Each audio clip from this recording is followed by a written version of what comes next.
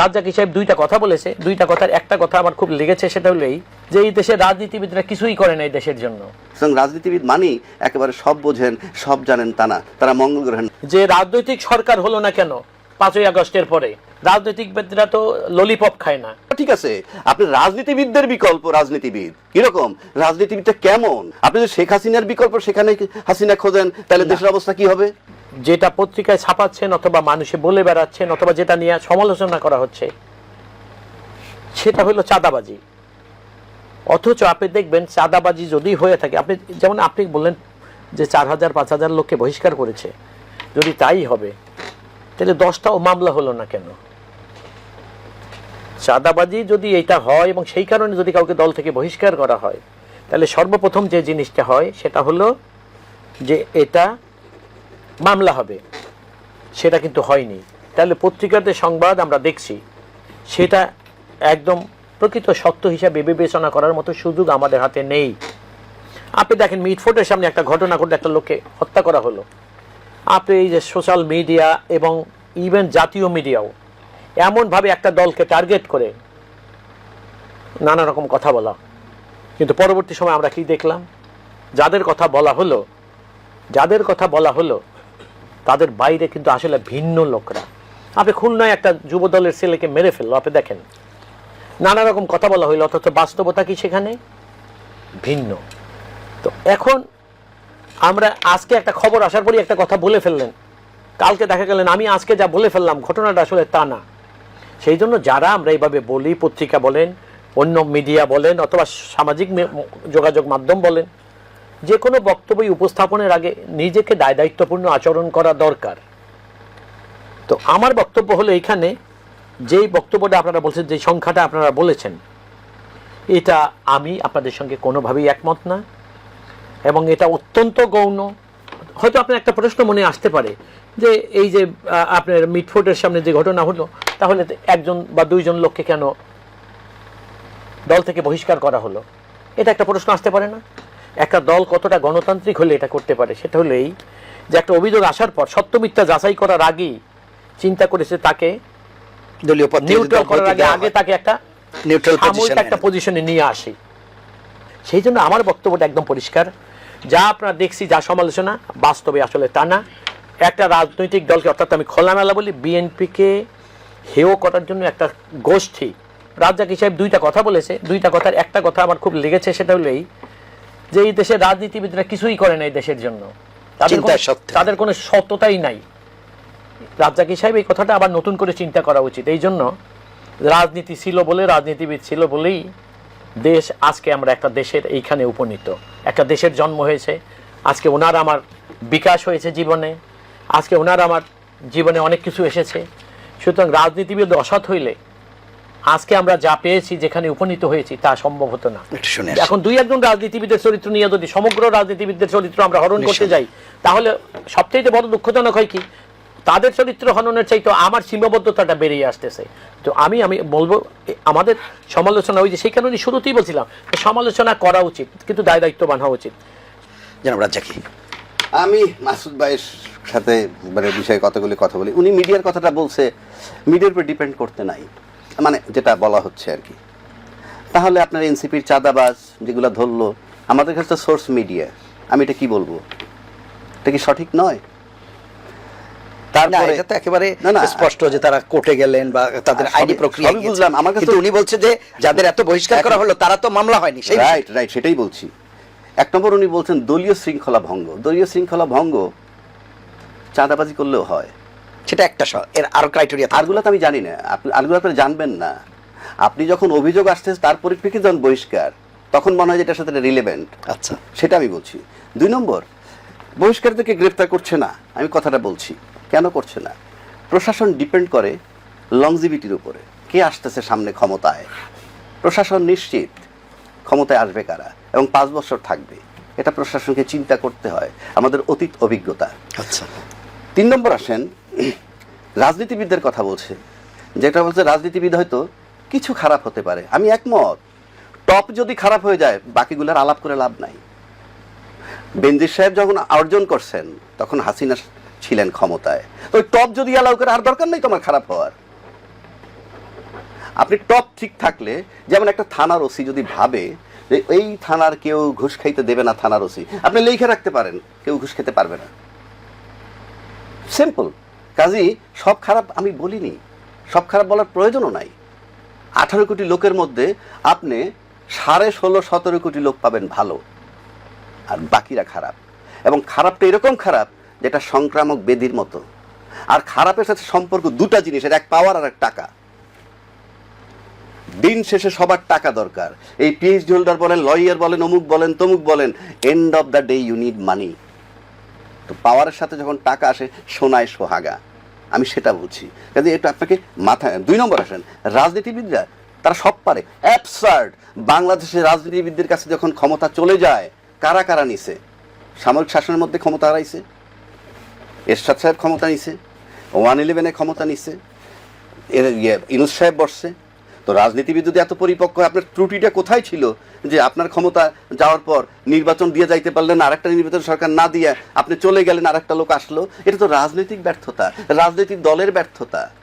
রাজনৈতিক দল মানি যে they know everything not correct. আপনি যদি বলেন ইউনূস সাহেব রাজনীতিবিদ না, আমি একমত, আমি দ্বিমত করছি না। আপনি যদি বলেন ফখরুদ্দিন সাহেব উনিও রাজনীতিবিদ না, আমি একমত।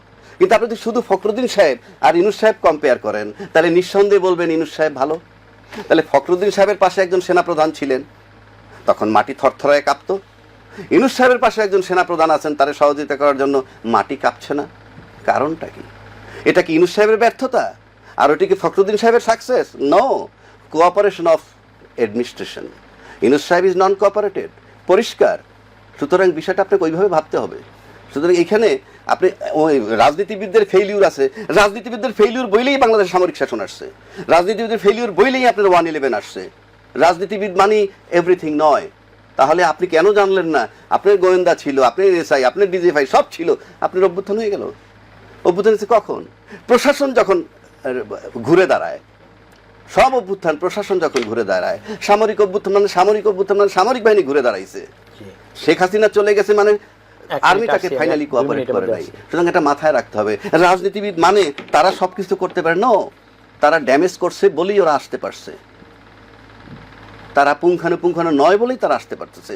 হাসিনা যখন চলে গেল তখন তো রাজনীতিবিদ কারোর ক্ষমতা বসায় নাই, দেশবাসী তো কোনো রাজনীতিবিদের নাম বলে নাই। কেন বলে নাই? বলতে পারতো তো, কথার কথা বলছি, বলতে পারতো তো। সুতরাং রাজনীতিবিদ মানি একেবারে সব বোঝেন, সব জানেন তা না, তারা মঙ্গল গ্রহেন না। অতীতে যারা রাজনীতি, যারা ক্ষমতায় ছিলেন, তাদের কার কি ক্রাইটেরিয়া, তারা কিভাবে চালিয়েছেন? আপনি একা দেশ চালাইতে পারবেন না। You must be cooperated by the administration. If you are not cooperated by the administration, you will suffer for a long. কিচ্ছু করার নেই। সুতরাং এখানে কারো ব্যর্থতা আমি দেখতে চাই না, ব্যর্থতা আপনি বললেই হবে না। শুনছিলেন আপনি জনাব রাজ্জাকি বেশ কিছু প্রসঙ্গ তুলেছেন, সেগুলো প্রসঙ্গে বলবেন। পাশাপাশি নির্বাচন প্রসঙ্গ চলেই আসে, এ কারণেই যে যেই আইন শৃঙ্খলা পরিস্থিতির কথা আমরা বলছি, যে চাঁদাবাজি কিংবা অন্যান্য বিষয়েও আমরা আলাপ করছি, সব কিছুর মূলেই বলা হয়ে থাকে যে একটি নির্বাচিত সরকার আসলে আইন শৃঙ্খলা পরিস্থিতির প্রত্যাশিত উন্নতি হবে, অবকাঠামোগত উন্নয়ন বা বিনিয়োগ পরিস্থিতি, সার্বিকভাবে সকল স্থবিরতার ক্ষেত্রে এক ধরনের গতির সঞ্চার হবে। যে কথাটি রাজ্জাকি অ্যাডভোকেট রাজ্জাকিও কিছুটা বলছিলেন যে যারা প্রশাসনে রয়েছেন তারাও কিছুটা দোলাচলের মধ্যে আছেন, তাদের চিন্তাভাবনায় সার্বিকভাবে সেই বিষয়টিও একটু আলোচনা করবেন। জি, আপনাকে ধন্যবাদ।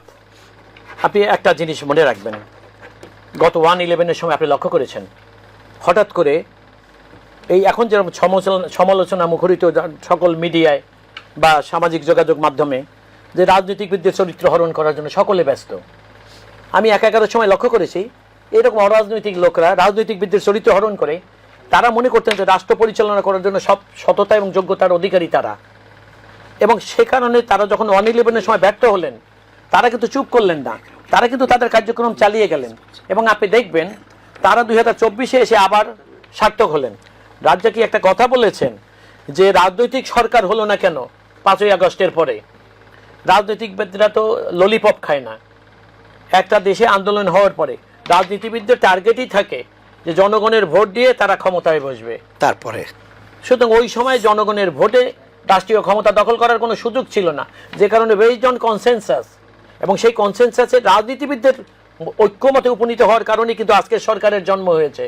এবং আজকের সরকার যেহেতু পড়ছে এবং তাদের একটা অরাজনৈতিক ক্যারেক্টার ছিল, এবং এটা তারা যেহেতু রাজনৈতিক সরকার রাষ্ট্রীয় ক্ষমতায় যাবে না এই জন্য, সুতরাং অরাজনৈতিক লোকদের একটা প্রচেষ্টাই আছে যে তারা যখন বিপদ দেখে তখন খোলসের মধ্যে ঢুকে, যখন একটু সাবলীল পরিস্থিতি বা স্বাস্থ্যসম্মত পরিবেশ দেখে তখন তারা উদার নৈতিক কথা নিয়ে সামনে আসে এবং তারা টার্গেট করে রাজনীতিবিদদের, যে তারা রাজনীতিবিদদের, অথচ এই রাজনীতিবিদরাই তাদেরই অর্জনই কিন্তু আজকে এই দেশ। কিন্তু দেখবেন সমালোচনা করার সময় মনে হবে রাজনীতিবিদরা দেশের জন্য কিছুই করে নাই, সব অরাজনৈতিক ব্যক্তিরা। আপনি রাজ্জাক হিসেবে আরেকটা কথা বলছে প্রশাসনের কথা, কি কারণে বলেছেন যে আজকে অন্তর্বর্তীকালীন সরকার, এই জন্য প্রশাসনের উপরে তাদের কোনো দখল নাই। তাহলে রাজনৈতিক সরকার তো 16 বছর ছিলেন, যে চরিত্রই হোক না কেন, তখন প্রশাসনের উপরে তারা কি, বরং এইটা বলা যায় এই দেশের ইতিহাসে রাজনৈতিক সরকার ক্ষমতার থাকাকালীন সময় আমলারা বেশি দুর্নীতি করেছে, ব্যুরোক্রেসি। সুতরাং আপনি যে কথাটা বলছেন এটা আসলে হবে না, কারণ আমাদের প্রতিষ্ঠান ওইভাবে গড়া হয়েছে, আমাদের প্রতিষ্ঠানগুলো গড়া হয়েছে ওইভাবে যে তারা নিজেরা চরিত্রহীন এবং আপনি দেখবেন এই যে রাজনীতিবিদদেরকে চরিত্র হনন করা, এটা বাইরে যেমন একটা অরাজনৈতিক গ্রুপ আছে, রাষ্ট্রীয় ক্ষমতায় আসার পরও আপনি দেখবেন আমলারা চেষ্টা করে রাজনীতিবিদদের চরিত্র হনন করার জন্য নানা কৌশল কায়দায়। তো সেই জন্য আমি মনে করি রাজনীতিবিদরা সমালোচনার ঊর্ধ্বে আমি এই কথা বলতে যাব না, কিন্তু মনে রাখতে হবে রাজনীতিবিদদেরকে আপনি যত সমালোচনা করেন, এদেশের বৃহৎ সকল অর্জন রাজনীতির কারণে হয়েছে।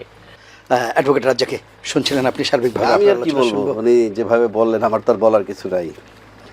শেখ হাসিনা 16 বছর ক্ষমতায় ছিলেন কি নির্বাচন করে নাকি নির্বাচন ছাড়া? নির্বাচন ছাড়া, তথাকথিত নির্বাচন। শেখ হাসিনার সেই কারণেই আমি বললাম মানুষ নির্বাচনের উন্মুখ হয়েছিল ওই কারণে। শেখ হাসিনা কিন্তু একজন মারাত্মক রাজনৈতিক পরিবারের লোক, 16 বছর অরাজনৈতিকভাবে ক্ষমতায় ছিল। 2018 সালে তাকে বৈধতা দিছিল, আবার আজকে যারা সবচেয়ে বড় দল তারা আবার 2024 নির্বাচনে যায়নি। কথা ছিল কি, লেভেল প্লেইং ফিল্ড নাই। সেই প্রশাসনের লোক এখনো বিরাজমান। আজকে কিন্তু তারা নিশ্চিত যে তাদের জন্য লেভেল প্লেইং ফিল্ড আছে, কিন্তু জামাত আবার বলছে লেভেল প্লেইং ফিল্ড নাই। সেটা আবার আমরা কি বলছি, জামাত ছোট দল তাই সে নির্বাচন যাতে না করা লাগে সেই অজুহাতে বলছে। বাট প্রশ্ন, আমার জামাত বাদ দিলাম, কিন্তু ওই একই প্রশাসনের অধীনে আজকে কেন আপনারা নিশ্চিত হলেন লেভেল প্লেইং ফিল্ড? 1 নম্বর। 2 নম্বর হলো সকল রাজনৈতিক দল, উনি বলছেন যে রাজনৈতিক দল নির্বাচনের মাধ্যমে ক্ষমতায় আসবে। অফকোর্স, আমি তো সেটা বলিনি। আমি বলছি যে ওই রকম একটা ঘটনার পর জনসাধারণ বা ছাত্র জনতা যারা, আমি বিএনপির বা আওয়ামী লীগ বা জামাতের কথা বলছি না, কোনো জনগণের পক্ষ থেকে তো এইটা আসে নাই অমুক কোনো রাজনৈতিক ব্যক্তিত্বের কাছে দেওয়া হোক। ইউনূস সাহেবকে চুজ করলো। আবার এই রাজনীতিবিদ, উনি বললেন আন্দোলন করছে ছাত্ররা, কেন? ভোটাধিকার কেড়ে নিয়েছিল বলে। ভুল করেছেন আপনি, কোটা আন্দোলন করেছিলেন না না, আমি তা বলছি না। ছাত্ররা যে ফাইনালি গিয়ে জীবন দিল কেন? ভোটাধিকারের জন্য। ভোটাধিকারটা নষ্ট করছে কে? রাজনীতিবিদরা। শেখ হাসিনা অহংকারী রাজনৈতিক পরিবারের, বাংলাদেশে যারা স্বাধীন করে আনছে এটার ধারক বাহক হিসেবে, তার দায় তো রাজনীতিবিদ। ভোটাধিকার কেড়ে নিছে রাজনীতিবিদ। ইউনূস সাহেব তো ভোটাধিকার দিচ্ছে, আপনাকে নির্বাচনের তারিখ দিচ্ছে। ব্যর্থ 16 বছর কোনো ভোটাধিকার শব্দই করতে পারেননি নির্বাচনের জন্য। এটা কিন্তু আমি দুঃখে বলছি, শখে বলছি না। এরপরে আসেন আপনি, রাজনীতিবিদরা কথায় কথায় বলতেছেন উনি একটি অনির্বাচিত সরকার, উনি পারবেন না। রাজনীতিবিদরাই তো অসাংবিধানিক সরকারকে সমর্থন দিচ্ছেন কেন? আপনি তখনই শব্দ করতেন, অরাজনৈতিক ব্যক্তিদের দিব না। দ্বিতীয় কথা আসেন, উনি কিন্তু অন্তর্বর্তীকালীন সরকার, বাংলাদেশে এই প্রথম একজন লোক অন্তর্বর্তীকালীন সরকার, অন্তত এই তত্ত্বাবধায়ক সরকার হওয়ার পরে। অন্তর্বর্তীকালীন সরকার মানে পরিষ্কার উনি সংবিধানের বাইরের সরকার। আর যে লোক সংবিধানের, যে সরকারটা সংবিধানে না, তার জন্য ওই সংবিধান নয়, সে অলিখিত সংবিধানের দায়িত্বে আছেন। প্রশ্ন করতে পারেন কিভাবে? উনি আইনের লোক, উনি হয়তো বলবেন রেফারেন্সের মাধ্যমে আসছেন, না আসছেন সেটা 106-এর একটা ওপিনিয়ন দিয়ে আসছেন, কিন্তু উনি ওত নিছেন কি হিসাবে? আমি অন্তর্বর্তীকালীন সরকারের প্রধান হিসাবে শপথ করিতেছি যে সংবিধান সমুন্নত রাখবো। কেউ বলে তাহলে তো ওই সংবিধান ন, যেহেতু আমি সরকারটা সংবিধানে নাই, সংবিধানটা আমার অলিখিত সংবিধান, এখনো চলছে অলিখিত সংবিধান, সংস্কার চলছে, ঐক্যমত্য চলছে, ইত্যাদি ইত্যাদি। আপনি আইনের ছাত্র, যেই শব্দটা আইনে নাই সেই শব্দটা আমি কোর্টে গিয়ে বলতে পারবো না এই শব্দের মানে এই আইনটা বুঝাইছে। এটা আমি বলতে পারবো না। এটা অন্তর্বর্তীকালীন সরকার, একটা অলিখিত সংবিধানে আছে। আপনি নির্বাচন করবেন, আপনার সংবিধানটা কোথায়? সংবিধান তো শেখ হাসিনা নিয়ে গেছে। সংবিধান এই অধিকার কাউকে দেয় নাই যে আপনি চলে যাবেন সাংবিধানিক দায়িত্ব কাউকে না বুঝাই দিয়ে। আপনি যখনই দায়িত্ব বুঝাবেন তখনই আপনি সংবিধান বুঝাই দিচ্ছেন। আপনি যাওয়ার সময় সংবিধান নিয়ে, ওই দিন থেকে বাংলাদেশের সংবিধান শেষ, যে যত কথাই বলেন। 2 নম্বর, কেউ কেউ বলেন তাকে, ইউনূস সাহেবকে নির্বাচন দিয়ে যাবেন, কিছু রুটিন কাজ করবেন। কোথায়? বঙ্গভবনে যেদিন তাকে দায়িত্ব দেওয়া হয়, আমি চ্যালেঞ্জ ছুড়ে দিলাম বাংলাদেশে, ইউনূস সাহেবকে কে কোন দায়িত্ব দিছিল? ইউনূস সাহেব রুটিন কাজ, বাজেট দিছে না? সে বাজেট তো রাষ্ট্রীয় কাজ, রেগুলার সরকারের কাজ নয়। আপনি যদি ওইভাবে বলেন। 2 নম্বর, একটা অন্তর্বর্তীকালীন সরকার, আবারও বলছি, উনি অলিখিত সংবিধানের মধ্যে আছেন এবং উনি যা কিছু করতেছেন টোটালটা অসাংবিধানিক, মানে অলিখিত সংবিধানের উপরে। এইবার আসেন, আপনাকে আরেকটা কথা বলি। 2000 এই যে সরকারের কথা বলতেছেন, এই যে আজকে ইউনূস সরকার শেষ করতে হবে, ক্রাইসিসের মধ্যেও একটা মিটিং করে, যেমন যে প্লেন ক্রাশ হয়েছিল, একটা বিভিন্ন দলের ডাইকে উনি একটা মিটিং করছেন। কি ক্রাইসিস টাইমে ডাকছেন? বিগত সরকারের সময় যে ক্রাইসিস গুলো হয়েছে, এই যে জঙ্গি দমন, তাতেও তো রাজনৈতিক দলদেরকে ডাকে নাই। আয়নাগর বানাইছে, কিংবা বিনা বিচার হত্যা হচ্ছে, শাপলা চত্বরে সেনা অফিসার হত্যা হয়েছে, সব ভাবলাম সেনা অফিসার হত্যা হয়েছে 57 জন। তখনও তো কোনো রাজনৈতিক দলগুলো ডাইকে মিটিং করে নাই, কোনো রাজনৈতিক দল তো কোনো কথা বলেননি। শেখ হাসিনা তো রাজনৈতিক সরকার। সুতরাং আমি রাজনীতির বিরোধী নই, কিন্তু আমরা অভিজ্ঞতা যেটি বলছেন যে রাজনীতিবিদ কেউ যদি ব্যর্থ হয়, তারপরেও রাজনীতিবিদদের বিকল্প রাজনীতিবিদরাই ব্যর্থ হয়, সেটা ঠিক আছে। আপনি রাজনীতিবিদদের বিকল্প রাজনীতিবিদ কিরকম, রাজনীতিবিদটা কেমন? আপনি যদি শেখ হাসিনার বিকল্প সেখানে হাসিনা খোঁজেন, তাহলে দেশের অবস্থা কি হবে? সুতরাং আপনাকে সৎ চিন্তায় সৎ রাজনীতি। অসংখ্য ধন্যবাদ। আমাদের শেষ করতে হবে।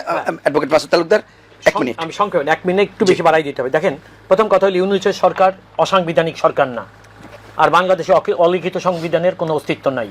আমাদের দেশের সংবিধান যেটা, সেটা আজও বহাল আছে। সেই সংবিধানের বলে প্রফেসর ইউনূস আজকে দেশের অন্তর্বর্তীকালীন সরকারের চিফ এক্সিকিউটিভ অথবা প্রধানমন্ত্রীর ভূমিকায়, যেটা আপনি বলেন। উনি আমাদেরকে ইঙ্গিত করে বলছে যে বিএনপি সেই আমলা দিয়েই আবার দেশে গ্রহণযোগ্য নির্বাচন কেন করবে? একটা মাত্র কারণ হলেই যে আজকে ইউনূস সরকার, এই ইউনূস সরকার রাষ্ট্রীয় ক্ষমতায় থেকে জাতীয় নির্বাচন দিলে ইউনূস সরকার স্টেক হোল্ডার না। অর্থাৎ ইউনূস সাহেব যেহেতু নিজে সরকার যারা, তারা সরাসরি নির্বাচনে অংশগ্রহণ করছেন না, সেই কারণে এটা খুবই স্বাভাবিক যে আমলাদেরকে তাদের অনুকূলে প্রভাবিত করবে না। কিছু কিছু বিক্ষিপ্ত কথা আছে, আমি একটু কথা বলে নিই। আমি আরেকটা কথা একটু বলে নিই। আমরা 2008-এর নির্বাচনে অংশগ্রহণ করেছিলাম। 2008-এর নির্বাচনে রাতে বাক্সের মধ্যে ভোট ঢুকে 8-এ জাস্ট লিসেন, আচ্ছা, 8-এ প্রথম বাক্সের মধ্যে ভোট ঢুকায়। 8-এ আমার কথা শুনে নেন আপনি। 2014-এর নির্বাচনে আমরা যাইনি, 153 জনকে বাক্সে নিয়ে গেল, বিনা ভোটে নির্বাচিত। 2018-তে গেলাম, আবার 8-এর মতো বাক্স ঢুকে, বাক্সে ভোট রাতে ঢুকে দিনে সরকার বানাইলো। 24-এ আমরা গেলাম না, এবার 8-এ গেলাম। কেন 8-এ গেলাম? এই জন্য যে 111-এর কাছ থেকে রাষ্ট্রীয় ক্ষমতায় চলে আসে। 1 মিনিট, 2014 সনে আমরা গেলাম না এই কারণে যে আওয়ামী লীগের অধীনে গ্রহণযোগ্য নির্বাচন হয় না। 18-তে গেলাম এই কারণে, মানুষ বলে আপনার নির্বাচনে না গেলে বুঝবেন কেমন, আমরা 18-তে গিয়ে প্রমাণ করলাম।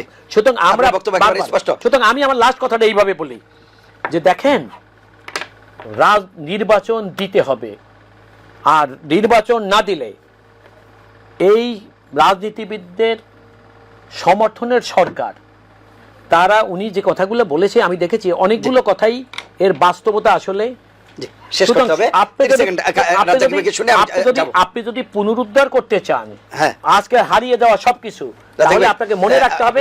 আমি ওনার কথার সাথে একমত হয়ে বলতে একটা কথা, বর্তমান রাজনীতির 3টে স্টেক হোল্ডার আছে। আমি আমার বিশ্বাস থেকে বলছি, এরকম ক্রাইসিসে আর্মি একটা বিরাট স্টেক হোল্ডার, তারা সবচেয়ে বড় ড্রাইভিং সিটে বসে আছে, এরা একটা বড় স্টেক হোল্ডার, গভর্নমেন্ট একটা স্টেক হোল্ডার, এবং এনসিপি জামাত একটা স্টেক। এইটার সমন্বয় যদি না হয়, নির্বাচন না হওয়ার সম্ভাবনা 99%। এইসব কথা বলবেন না। দেশের সেনাবাহিনী ব্যুরোক্রেসি অ্যাজ এ হোল, তারা স্টেক হোল্ডার কখনো ছিল না দেশের নির্বাচন। সেনাবাহিনী থাকে। জাস্ট লিসেন, আমার কথা শুনে নেন। যেটা হয়েছিল সেটা হলো একটা স্বৈরাচার, সেনাবাহিনী প্রধান পছন্দের লোক বানিয়ে